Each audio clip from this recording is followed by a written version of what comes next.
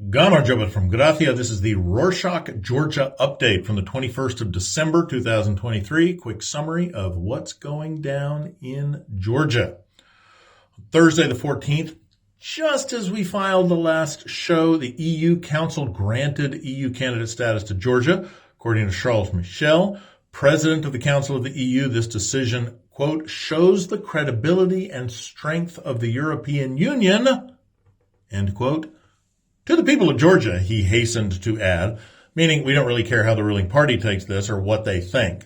He didn't say that, but it was in a very subtle European way.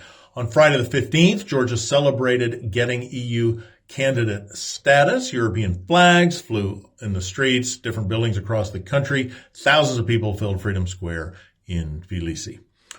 On Tuesday the 19th, European Court of Human Rights, or ECHR, held Russia responsible for the death of Georgian citizen Giga Otchozoria, killed by Russian forces in Tbilisi-controlled territory in the village of Kurcha near Abkhazia in 2016. The court ordered Russia to pay about $140,000 for non-pecuniary damages and about $10,000 for legal expenses within 3 months.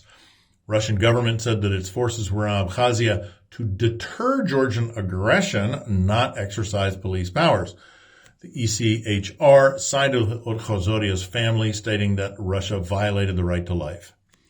Speaking of Abkhazia, on Wednesday the 20th, President Salome Zurabashvili criticized the transfer of a state dacha in Pitsunda, Abkhazia, to Russia. Zurabashvili said the decision was illegal, that it did not have the people's consent, stressing the need to defend these lands on the international stage. For context, the Parliament of Abkhazia will review an agreement on the 28th of December to transfer the state dacha to Russia. While this doesn't entail transferring ownership of the land, Russia would lease the building for 49 years. On Sunday the 17th, Georgia's government opted not to join EU's decision to extend the Magnitsky Act. The U.S. established the act in 2012. Aims to hold Russian authorities accountable for the death of Sergei Magnitsky, a whistleblower who exposed corruption in Russia, very serious corruption, close to Putin. He was tortured to death and denied medical service while in prison. The act mainly imposes sanctions on law-breaking officials and Russian companies. Shalva Papuashvili, the parliamentary speaker, said that by not imposing sanctions on Russia, Georgia, predictably, what they always say, avoided war and economic collapse. Politicians from opposition parties criticized the decision and described it as another pro-Russian move by the Georgian dreamer Otsneba, which of course it is. Important to note how incredibly isolated Georgia is on this. The Magnitsky sanctions are one of the few identical efforts by both the European Union and North America that includes Canada and other democratic countries. Georgia's one of the only opt-outs. On that note about the Georgian government, on Monday the 18th, Prime Minister Irakli Garibashvili delivered the government's annual report highlighting what he calls key achievements and comparing the economic defense and security parameters of 2012 with 2023. He celebrated Georgia's newly granted EU candidate status, attributing it to the government policies aligned with national interests. Members of opposition parties challenged this statement and said that Otsneba was not pro-European at all. They're correct. Garibashvili praised the ruling authorities and Bidzina Ivanishvili, yikes, the founder of Otsneba, while criticizing the former government. Addressing the war in Ukraine, he said the current government successfully avoided going to war against Russia and accused certain groups of attempting to drag Georgia into the war. Oh my God. He emphasized Georgia's irreversible path towards European integration and expressed his aspiration for deoccupation and national unification.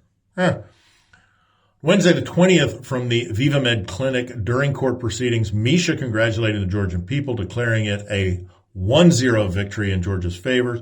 Talked about the government's efforts to obstruct Georgia's EU candidacy, citing the Russian agents law. After a change in leadership, Georgia could accelerate its path towards the European Union. He urged citizens to unite against the current government, asserting that the choice is crucial for the nation's European future. Misha warned that staying under the current administration would hinder progress, while a change could propel Georgia swiftly towards the EU, promising a better life for everyone.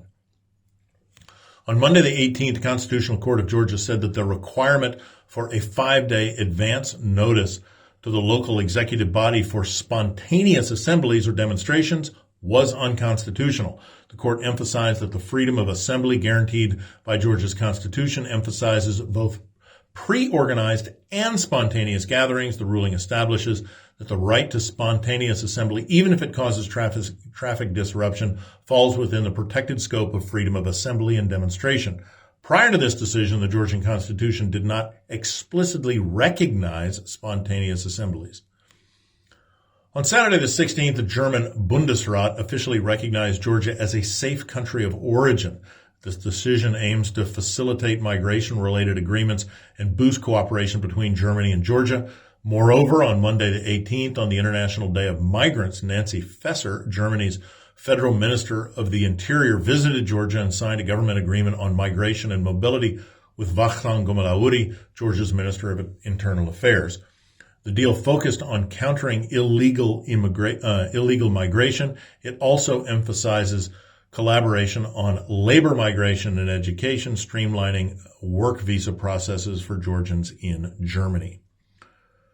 The Venice Commission expressed concerns about the lack of independence of the Anti-Corruption Bureau, or ACB, under the current institutional design. It said that the ACB's oversight powers regarding political party financing and declarations of high-level officials require additional safeguards.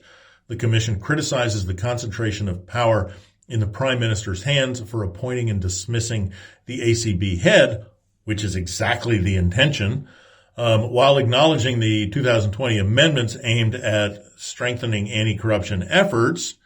When they wanted to centralize that control that the Venice Commission is now complaining about, the Commission suggested revisions for enhancing independence, including cross-party support for ACB head appointments, restricted grounds for dismissal, functional immunity, and clarified drug testing provisions.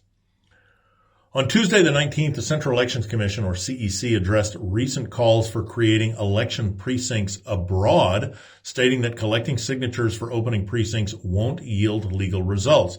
The CEC establishes election precincts in other states based on data from the Ministry of Foreign Affairs, not through citizen petition. Two allied parties, Girchi, More Freedom, and DROA, have sent petitions to the CEC and the Foreign Ministry on behalf of Georgians living abroad in response. The parties plan to persist in the ballot box in your city campaign, urging Georgians abroad to vote in the October 2024 parliamentary elections. The CEC expressed concerns that the appeal could mislead voters and harm the election environment. Allied parties argued that the CEC's actions contradicted its mission and pledged to continue their campaign with greater enthusiasm. They called on Georgian migrants to actively engage in the upcoming elections. On Tuesday the 19th, the United Nations Women's Organization and the National Statistical Service presented findings from a national survey on violence against women. Disturbingly, nearly half of the violence cases reported were witnessed by children, and 17% of victims had suicidal thoughts. Sexual harassment was predominant in public space, with 90% occurring on the street, in public transport, at schools, or in the workplace. Significant number of women remain silent, and only 2 in 10 seek help, with just 1 in 10 trusting the police. Irina Japaridze of UN Women emphasized the need for improved prevention and response mechanisms, suggesting ongoing awareness campaigns and open societal discussions to combat violence. The results are truly bleak. It's worth reading the report. Let's end this show with some regional news. The Social Justice Center, a human rights organization, reports that although the potato harvest in Javakheti concluded over 3 weeks ago, sales remain a significant challenge. Farmers couldn't sell last year's crop in the spring, leaving tons of potatoes unused. This year's harvest also faces sales difficulties impacting agriculture in Khalkhalaki. Local potato prices can't cover production costs due to competition with cheaper Russian imports. National Statistics Service data reveals a 6-fold increase in potato imports and a 5-fold increase in the exports from Georgia between January and October 2023 compared to the same period last year, further complicating the situation for local farmers. And that's it for this week. If you haven't got your holiday present yet, we recommend this podcast and sending out to your friends. It's an amazing, thoughtful, and free gift. Anyway, tell your friends about us. If you are feeling super generous in this season, you can support us financially with the link in the show notes. Nach vamdis.